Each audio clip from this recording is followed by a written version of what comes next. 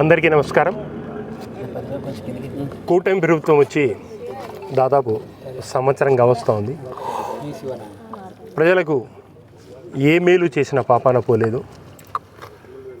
అందరికీ తెలిసిన విషయమే, చంద్రబాబు నాయుడు గారు తన ముఖ్యమంత్రి పీఠాన్ని ఎక్కింది ఏ రకంగా అని ఆలోచన చేస్తే వెన్నుపోటు ద్వారానే ముఖ్యమంత్రి పీఠాన్ని అధిరోహించినాడు. ఒక్కసారి మనం అయితే గుర్తుంచుకోవాలి. గత ఎన్టీ రామారావు గారు, దివంగత నేత ఎన్టీ రామారావు గారిని మనకందరికీ తెలిసే వైస్రాయ్ హోటల్లో ఏ రకంగా అవమాన పాలు చేశారు. వాళ్లకు అతి ఎక్కువ సంతానం ఉన్న ఆయన ఒక్క సంతానానికి కూడా తన రాజకీయ వారసత్వాన్ని రానివ్వకుండా కుట్రలు కుయుక్తులతో అందలం ఎక్కి ముఖ్యమంత్రి పదవి తీసుకున్న వ్యక్తి చంద్రబాబు నాయుడు. అక్కడి నుంచి ఆయన వెన్నుపోటు రాజకీయము మొదలవుతూ పోయింది. వాస్తవమా కాదా? ఎన్ని రకాలుగా ఆయన చేసుకుంటూ పోయినాడు. రాజకీయంలో ఏ ఎలక్షన్ వచ్చినా సరే నీతిగా నిజాయితీగా గెలిచిన దాఖలాలు ఎప్పుడూ లేవు.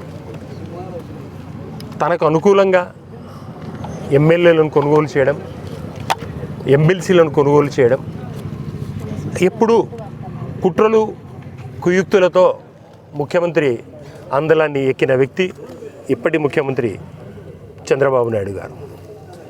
ప్రజలకు మేలు చేయాలని ఎప్పుడు ఆలోచన చేసిన పాపన పోని వ్యక్తి ఇప్పటి ముఖ్యమంత్రి చంద్రబాబు నాయుడు గారు. ఎప్పుడు స్వలాభం, వాళ్లకు లాభం చేకూర్చుకుంటూ, వాళ్ళ వర్గానికి లాభం చేర్చుకుంటూ ప్రజలను అధోగతి పాలు చేసే వ్యక్తి చంద్రబాబు నాయుడు గారు.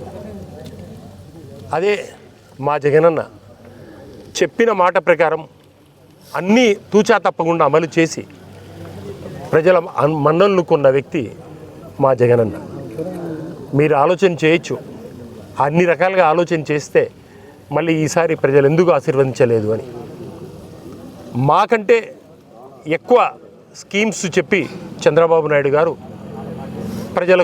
ప్రజలు ఎమరపాటు పడినారు. ఎందుకంటే జగనన్న దాంట్లో 5 సంవత్సరాలు పూర్తిగా లబ్ధి పొందినారు. ఈ రకంగానే అంతకంటే ఎక్కువ స్కీమ్స్ ఇక్కడ ఉన్నాయి కాబట్టి ఈ రకంగానే మాకు ఇంకా కొద్దిగా ఎక్కువ వస్తుంది అని చెప్పేసి ఆశతో చంద్రబాబు నాయుడు గారిని ఎన్నుకోవడం జరిగింది. వెన్నుపోటుకు బలవ్వడం కూడా జరిగింది. ఈ రకంగా చంద్రబాబు నాయుడు ప్రతి వ్యక్తికి మోసం చేస్తూ వెన్నుపోటు పొడుస్తూనే పోయినాడు. ఎందుకు చంద్రబాబు నాయుడును వెన్నుపోటు నాయకుడని అనకూడదని మీ ద్వారా నేను క్వశ్చన్ చేస్తూ ఉన్నాను. ఎన్ని హామీలు సూపర్ సిక్స్లో ఇచ్చి ఏవి చేయకుండా పోయిన వ్యక్తి చంద్రబాబు నాయుడు గారు. తల్లికి వందనం ఏడాదికి 15,000 ఎంతమంది పిల్లలుంటే అంతమందికి ఇస్తామని చెప్పారు. అవి ఇచ్చారా? ఎందుకు ఇవ్వలేదు? ఆయన నైజం. అలాగే ఆడబిడ్డ నిధి 19 సంవత్సరాల నుంచి 59 సంవత్సరాలకు ప్రతి మహిళకు 1,500 రూపాయలు, ఏడాదికి 18,000 రూపాయలు ఇస్తామని చెప్పారు. అది ఇచ్చారా? అది మీరు ప్రజలకు మోసం చేయడం కాదా? ఉచిత ఆర్టీసీ బస్సు మహిళలకని చెప్పారు. ఏం అమలు చేశారు? 50 సంవత్సరాలు నిండిన ఎస్సీ, ఎస్టీ, బీసీ మైనారిటీలకు లోన్లు, పెన్షన్లు ఇస్తామని చెప్పారు. ఏం చేశారు? ఏడాదికి 3 సిలిండర్లు ఇస్తామని చెప్పారు. అరకొరగా ఇచ్చి దాన్ని కరెక్ట్గా అమలు చేయని వ్యక్తి ఆయన. జాబ్ క్యాలెండర్ అని చెప్పారు, నిరుద్యోగ భృతి అని చెప్పారు. ఏమిచ్చారు? 3,000 రూపాయలు నిరుద్యోగ భృతి నిరుద్యోగులకు ఇస్తూ ఉన్నారా? ఇవన్నీ మోసాలు కాదా? అన్నదాత సుఖీభవ అని చెప్పేసి 20,000 ఆర్థిక సాయాన్ని అందిస్తామన్నారు. ఏమిచ్చారు? ఏడాదికి ఇవ్వవలసిన 10,718 కోట్ల రూపాయలు